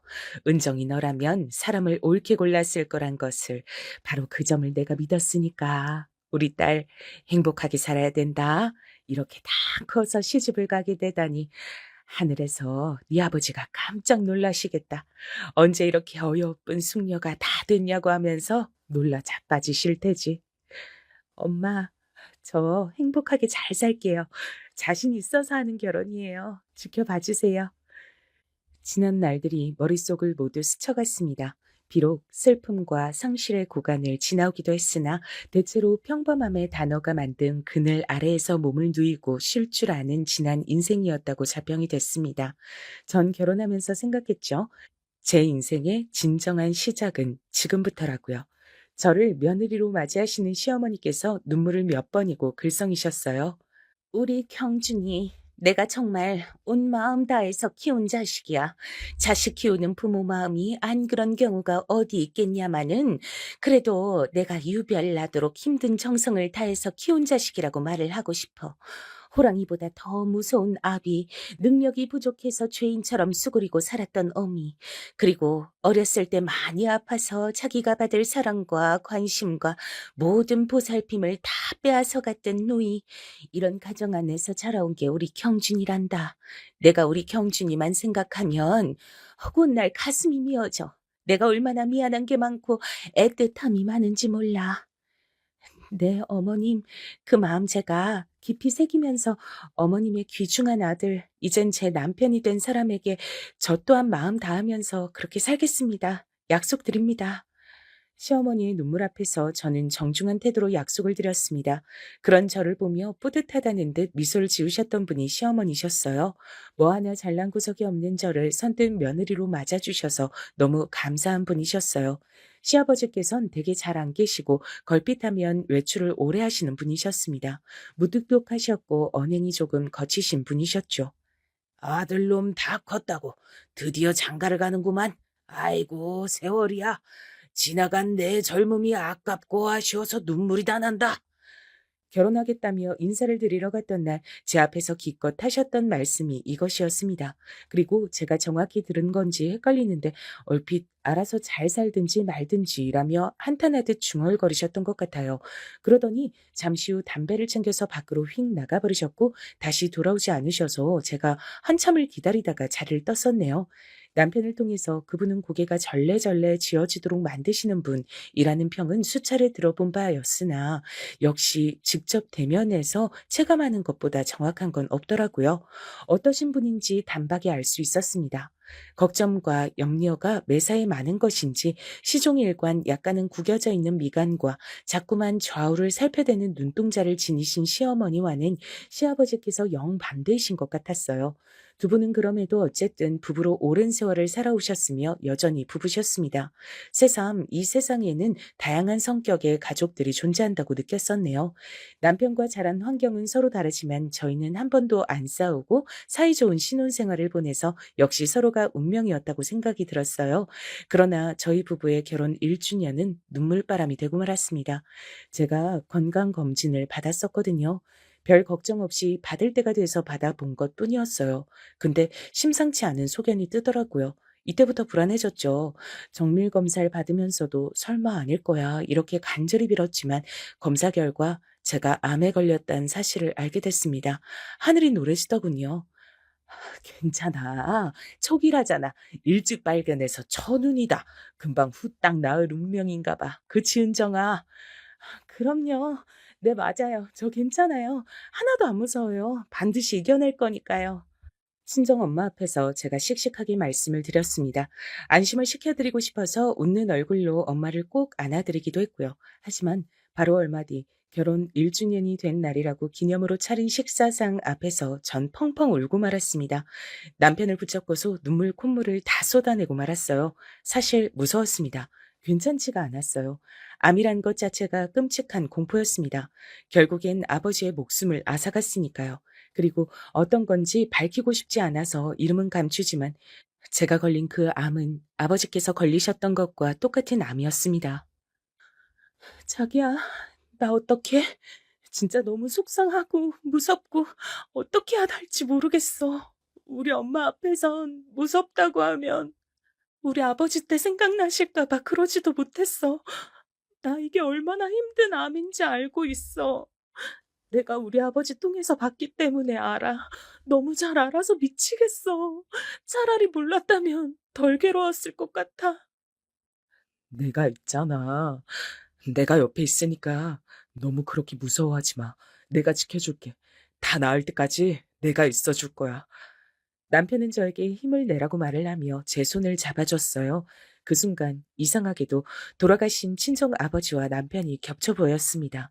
아버지께서 마치 남편을 통해 그때 네가 내 손 꼭 잡아주곤 했었지. 이젠 내가 네 손을 잡아줄게. 이렇게 의미를 전달하시는 것만 같았어요. 너무 신기한 기분이 들어서 눈물이 쏙 들어갔습니다. 왜 하필 제가 암 환자가 됐어야 했는지 그런 원망과 억울함도 옅어졌어요. 용기가 생기더군요. 그래서 마음 굳게 먹고 시어머니께도 직접 죄송하다고 인사를 드렸습니다. 어머님, 제가 너무 죄송하게 됐습니다. 면목이 없어요. 금방 나을 수 있도록 최선을 다해서 열심히 치료받을게요. 네가 죄송할 게 뭐 있니? 네가 고생이지. 젊은 나이에 아깝게 시리. 아파서 어떡하니? 가여워라. 시어머니께선 한숨 섞인 목소리로 그렇게 말씀을 해주실 따름이었어요. 결혼한 지 얼마나 됐다고 암이라니 시어머니께 죄송하고도 감사한 마음이었습니다. 그런데 제가 병원에서 힘든 치료를 받고 있었을 때 시어머니께서 들러주셨는데요. 제가 너무 아프고 어지럽고 힘이 없어서 희미한 웃음만 간신히 보내드렸어요. 그러자 저를 내려다보시면서 이렇게 말씀하셨습니다. 우리 딸이 어렸을 적에 많이 아팠지. 그래서 난 사실은 아픈 사람이 딱 질색이야. 내가 병원 생활을 아주 징그러워해. 병원에 누워있는 환자들 있지? 그것들 죄다 돈 잡아먹는 괴물들이야. 제 심장이 쿵 내려앉는 것만 같았어요. 절 향한 시어머니의 눈빛엔 징그럽고도 지겨운 것을 바라보는 감정이 담겨 있었습니다. 차마 어떻게 반응을 해드려야 할지도 모르겠더군요. 감정이 차올라서 그렇게 말씀하시는 것뿐이라고. 그러니까 제가 이해를 해드려야 한다고 그렇게 제 스스로를 다독였습니다. 항상 입버릇처럼 자식들을 힘들게 키웠다고 젊었을 적부터 고생 많이 하시면서 여간 힘들게 가정 꾸려서 사신 게 아니었다고. 특히나 아픈 딸 때문에 아들한테 신경 많이 못 써줘서 그게 두고두고 마음이 쓰여서 아들이 정말 귀하고 애틋하게 생각된다고. 시어머니께선 그런 말씀을 하시는 분이었습니다. 그런데 귀한 아들의 짝으로 허락해준 며느리가 암이라고 하니 얼마나 그 심정이 착잡하셨을까 싶네요. 심지어는 저는 부친을 똑같은 암으로 잃은 바 있는 사람이었으니까요. 한마디로 가족력이었는데 절 얼마나 못마땅하게 여기실까 싶어서 전 무조건 이악 물고 암을 하루빨리 물리쳐내는 수밖에 없다고 여겼습니다. 악독하리 많지 굳건하게 버티리라 결심했어요. 초기라서 그리 어렵게 보지 않았던 암은 생각 이상으로 절 괴롭게 됐고 예상보다 꽤 오랜 과정을 거쳐야만 했습니다. 그러는 동안 당연하게 암 환자인 제가 남편을 챙겨줄 수 있을 리 만무했죠. 참으로 미안했습니다. 남편이 직장에서 일하는 동안 엄마께서 저와 많이 시간을 보내주셨고 그러면서 지냈습니다. 우울함이 저를 덮칠 때마다 마음을 강하게 다잡으면서 버텼어요. 그러다 보니 끝에 도달을 하더라고요. 드디어 제가 암 환자라는 이름표를 벗어던지게 되더라고요. 고마워. 그동안 고생 많았어. 우리 이제 하고 싶은 거 다 하면서 그렇게 살자. 누가 할 소리를 하고 그래. 나야말로 고마워 자기야. 그간 정말로 고생 많았어. 내가 아프고 괴로워서 올 때도 자긴 꿋꿋하게 날 다독여줬지. 전부 다 자기 덕분이야. 앞으로 나 더욱 보람되게 살아볼 거야. 힘든 나날을 지내온 끝에 마주하게 된 평범한 일상이 더없이 소중했습니다. 남편과 얼싸안고 즐거웠어요. 밝은 미래를 꿈꿨습니다. 1년, 2년, 그렇게 시간이 가는 동안 저희 부부가 임신 소식을 애타게 기다렸지만 쉽게 생명이 찾아오진 않더라고요. 아직도 어쩜 그렇게 아이 소식이 없니? 혹시 몸이 약해서 그런 건 아니고? 저희도 정말 아이를 빨리 만나고 싶은데 마음 먹은 대로 되질 않네요. 아이 가지는 것엔 제가 아무 이상이 없는 상태예요. 근데 소식이 자꾸 없으니까 아무래도 전문 병원을 이젠 다녀볼까 해요. 뭐? 내가 모르긴 몰라도 그런 병원엔 돈이 엄청나게 들어간다던데? 네. 그래서 저희도 웬만하면 끝에 끝까지 그 수단은 미루고 싶었어요. 근데 이젠 너무 간절하니까 마냥 기다리긴 어려우니까 한번 병원을 다녀볼까 해요. 내가 이런 소리까진 안 하려고 했는데 너 암 치료받고 어쩌고 하느라 돈도 못 벌면서 한참 지냈고 전부 다 우리 경준이 돈으로 해결했으면서 우리 경준이 돈으로만 지냈으면서 이젠 그 비싼 병원까지 다니겠다고 하는구나. 아휴, 이게 다 무슨 꼴인가 싶네. 됐다. 그냥 너희 문제에 내가 괜한 참견까지는 안 할란다. 참견해봤자 내 속만 문드러지지. 그렇게 말씀하시는 시어머니 앞에서 제가 정말 드릴 말씀이 없었습니다. 얼른 떳떳하고 당당해지고 싶더라고요. 힘내서 더욱 잘 살다가 보면 아이도 찾아오고 저도 멋지게 사회생활하면서 그렇게 되는 일상이 찾아와 있을 거라고 믿었어요. 한결같은 남편을 위해서라도 지금보다 멋진 일상이 찾아와야만 한다고 생각했습니다. 그러나 긍정적인 생각을 가지고 있던 절 찾아온 것은 멋진 일상이 아니었습니다. 그야말로 청천벽력과도 같은 소식이었습니다. 바로 재발이란 두 글자. 저에게 다시 암이 찾아온 것이었어요. 그때는 정말 이성을 놓게 되더군요. 병원 바닥에 주저앉아서 머리를 부여잡고 울었어요. 대체 내가 뭘 잘못했다고 나한테 이러는 거야. 난 그냥 우리 아버지 딸로 태어났을 뿐인데 이런 가족력을 왜 물려받아서 내가 이렇게 괴로워야 돼? 왜 나한테 이런 불행이 닥치는 거야? 세상이 원망스러웠습니다. 삶이 징그럽게 느껴졌어요. 그때 주저앉은 제 어깨와 등을 감싸는 손길이 있었습니다. 아, 제가 혼자 온 것이 아니라 친정 엄마와 함께 와서 암 재발 진단을 받았다는 것. 잠시나마 망각했던 그 사실이 깨달아지면서 이루 말할 수 없는 참담한 기분이 들었어요.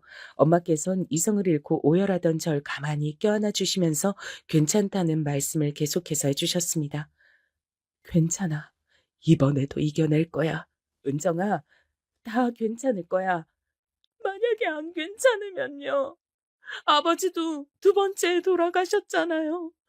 재발했을 때 못 이겨내셨잖아요. 전 아버지를 닮은 딸이니까 저도 그렇게 되겠죠. 이젠 다 틀렸어요. 아니, 절대 그렇지 않아. 은정아, 너 잊은 거야? 누가 너를 지켜주기로 했는지 잊어버린 거야? 아버지가 저를 지켜주기로 했었죠.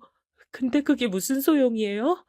소용이 있는지 없는지 확인해 봐야 하는 거야. 난 믿어. 네 아버지 절대로 너를 지금 자기 곁으로 오게 할 사람이 아니야. 너 못 오게 용을 써서 막을 사람이야. 그러니까 은정아, 한 번만 더 힘을 내보자. 이겨내보자. 우리 딸 할 수 있지? 우리 딸 없으면 내가 너무 외로워. 나 젊은 우리 딸 없으면 휴대폰 기능도 잘 못 만지잖아. 그러니까 내 곁에 있어줘야지. 어? 그럴 거지? 약속? 저도 모르게 울면서 엄마와 새끼손가락을 걸고 약속을 했답니다. 암 재발 소식에 남편은 울지 않았어요. 울음을 꾹 참아내는 얼굴을 할 뿐이었고 절 꼭 안아주면서 같이 이겨내자고 말을 해줬습니다. 같이라는 말, 세상에서 가장 미안하고도 힘이 되는 말이었어요. 남편이 그랬습니다. 제가 얼마나 오래 투병 생활을 하든, 그래서 얼마나 돈이 들어가든, 얼마나 괴로워지든 본인은 상관없이 끝까지 제 곁을 지킬 거라고요. 묵묵하게 절 지켜주겠다 그랬어요. 절 사랑하는 마음이 여실히 느껴졌습니다. 당신의 곁을 지키고 계셨던 친정 엄마를 향해 아버지께서 당시에 어떤 기분을 느끼고 계셨을지 제가 그걸 알겠더라고요. 아버지, 하지만 전 아버지와 다른 결말을 맞이하고 싶어요. 오래오래 살아서 제 남편과 머리가 하얗게 될 때까지 함께하고 싶어요. 제가 그럴 수 있도록 도와주실 거죠? 힘들게 각오를 다졌습니다. 그리고 재발된 암은 무섭게 절 공격해왔습니다. 고통의 나날이었어요. 이성의 끈이 몇 번이고 끊어졌습니다. 전 알고 있었죠. 사람이 아프면 아프기만 한 것뿐만 아니라 돈이 많이 든다는 것을요. 남편은 저에게 돈 얘기를 못 꺼내게 했습니다. 그런 거 생각하지 말고 치료에만 전념하라고 했죠. 거칠어진 남편의 얼굴을 바라보며 말도 못하게 미안했습니다. 죄책감은 어쩔 수가 없더라고요. 그런 괴로움 속에 잠겨있던 저에게 시어머니께서 찾아오셨습니다. 병실에 들어서셨을 때부터 표정이 안 좋으셔서 제가 감히 차마 죽은 듯이 누워있질 못하겠더라고요. 억지로라도 몸을 일으켜야 할 것 같았습니다. 그런데 성큼성큼 다가오신 시어머니께서 저의 수고를 덜어주셨어요. 암 환자인 제 멱살을 잡으셨거든요. 병원복을 앞으로 쭉 당겨 잡으시더니 제가 신음하는 것에도 눈 하나 깜짝 안 하시고 소리를 크게 지르셨습니다. 잘났다. 잘났어. 암 걸린 게 자랑이야. 아주 벼슬이야. 어머님, 왜 이러세요? 이거 놔주세요. 제가 지금 어지러워요. 어지러워? 그래봤자 까맣게 타들어간 내 속만 알까. 내 머리가 더 어지러워. 이거 사. 너 왜 이렇게 끈질겨? 왜 이렇게 버텨? 우리 경준이 등골을 왜 이렇게 지독하게 빼먹느냐 이 말이야. 이 악독한 것. 내가 지금 어디서 오는 길인 줄 아니? 너희들 집에 들렀다 오는 길이야. 근데 우리 경준이 카드값 나왔다고 명세서가 왔더라. 금액 보고 내가 기절하는 줄 알았다. 우리 경준이가 왜 자기 전 재산 다 거들내가면서 너 때문에 그렇게 살아야 돼? 죄송합니다. 정말 죄송합니다. 어머님, 제가 드릴 말씀이 없습니다. 드릴 말씀 없으면 그냥 이제 좀 얌전히 뒤지면 안 되겠니? 조용히 떠나면 안 되겠어? 이게 벌써 너 때문에 머리 아픈 지가 몇 년째야. 걸핏하면 암에 걸려 자빠져. 애는 못 가져. 돈도 못 벌어와. 넌 대체 사람 신경 갉아먹고 돈을 축내는 거 말고 할 줄 아는 게 뭐니? 어? 내가 평생을 힘들게 아등바등 누구보다 열심히 살아왔는데 그러면서 내가 자식들을 어떻게 키워냈는데 고작 너 같은 것한테 우리 경준이 시달리게 하려고 그렇게 힘들게 산 줄 알아? 시어머니께선 거의 비명을 지르고 계셨습니다. 전 참담함에 빠진 채 눈물을 흘리고 있었어요. 그리고 바로 그때 친정 엄마의 차가운 목소리가 들려왔습니다. 사부인, 말씀에 상당한 오류가 있으시네요. 떳떳하게 살아오신 것처럼 잘도 그러시네요. 하도 어이가 없어서 제가 얼른 달려가서 사부인 안다는 한 분을 모셔왔네요.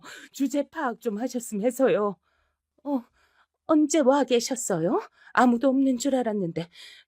근데 저라는 사람이라니요? 갑자기 그게 웬 말씀이세요? 사부인 보면서 아는 사람이 맞는지 아닌지 헷갈린다고 하는 환자분을 제가 여기 병원에서 만났거든요. 벌써 지난달 일이죠. 저한테 와서 사부인에 대해 물어보며 확인을 하시기에 제가 그쪽이 아신다는 분이 아닙니다 했습니다. 왜냐고요? 그 환자분이 사부인을 감방 동기로 기억한다고 했으니까요. 태어나서 그렇게 놀라본 건 처음이었던 것 같아요. 이게 대체 무슨 일인가 싶어서 전 울던 것도 잊어버리고 놀라서 시어머니를 쳐다봤습니다.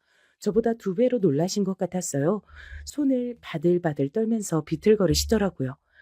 사기에다가 절도에다가 사부인한테 피해를 입은 사람 중 하나는 처지를 비관하며 목숨을 끊기도 했다죠. 그렇게 사시느라 감방 생활도 하셨던 분이 뭐가 그리 떳떳하고 목에 핏대 세우면서 제 딸에게 소를 치세요. 그게 아닙니다. 아니에요. 깜빵이라니 그런 적 없어요. 시어머니께선 떨면서 부인하셨지만 소용없었어요. 친정엄마의 눈짓을 받고 병실로 들어서신 어떤 환자분을 보시자마자 시어머니께서 털썩 주저앉으셨거든요. 나 기억하죠. 우리가 제법 돈독하게 깜빵에서 잘 지냈었는데 출소하고 나서 연락 한 번 없고 잠적해서 사는 게 왠지 서운했었거든요. 근데 이렇게 다시 만나네요. 이런 거 보면 세상 좁긴 좁아요. 그때 나에게 해줬던 각종 무용담들 내가 잘 기억하고 있어요. 정말 대단했던 무용담이었는데 자식들은 그거 알아요? 자식들이 있다면서요? 시어머니께선 미친 듯이 고개를 저으셨어요. 절대 자식들에겐 알려지면 안 된다고, 남편한테도 비밀이라고, 그 어디에도 알려지면 안 된다고 하시면서 온 몸을 떠시더니 이윽고 무릎을 꿇으셨습니다. 아이고, 사돈, 제가 제 마음 힘든 것만 생각하고 아픈 환자한테 몹쓸 말들을 했습니다. 2번 다신 안 그럴 테니 제 과거는 묻어주세요. 이렇게 관청드려요. 전 친정엄마 쪽을 쳐다봤고 눈이 마주치자 얼른 고개를 끄덕여 들었습니다. 시어머니께 그런 과거가 있다는 것은 충격적이었으나 온몸을 떠시는 모습을 보면서도 그 간청을 외면하고 싶진 않았어요. 전 아픈 암 환자였으니 인생을 바라보는 시각이 그 순간에 남달랐던 걸지도 모르겠습니다. 제 반응에 엄마께선 한숨을 내쉬시며 고개를 끄덕이셨죠. 그리고 잠시 후 깜빵 동기이신 분과 시어머니께선 따로 나가서 얘기를 나누셨고요. 전 엄마와 울고 웃으면서 이런저런 대화를 나누었습니다. 혼란스러웠던 그날이 지나고 저는 더 힘을 내서 치료를 받았어요. 그리고 기적을 선물 받았습니다. 그 기적의 이름은 완치였습니다. 조심하면서 사는 자세는 잊지 않기로 했죠. 놀랍게도 전 이후에 아이를 임신했어요. 병원을 다닌 것도 아닌데 자연스럽게 찾아왔습니다. 마치 찾아올 때는 애초에 이때였다고 말을 하듯이 저희 부부에게 찾아와 줬어요. 건강하게 태어난 저희 아들은 자기 외할아버지를 무척 닮아서 인물이 훤했답니다. 친정엄마나 제가 떠든 것도 아닌데 깜빵 동기 그분이 퍼뜨리신 것인지 시어머니의 과거가 시댁에 퍼졌더라고요. 시누이가 자기한테 온 이상한 번호의 문자를 보고 그걸 알았다 그랬어요. 남편은 크게 충격을 받아서 한동안 심적으로 방황을 좀 했습니다. 저도 얼마나 미안했던지 몰라요. 시어머니께선 당신의 가족들에게 외면을 받으셨습니다. 저는 제가 나설 일이 아닌 것 같아서 한 발짝 뒤로 물러나 지켜보며 사는 중이네요.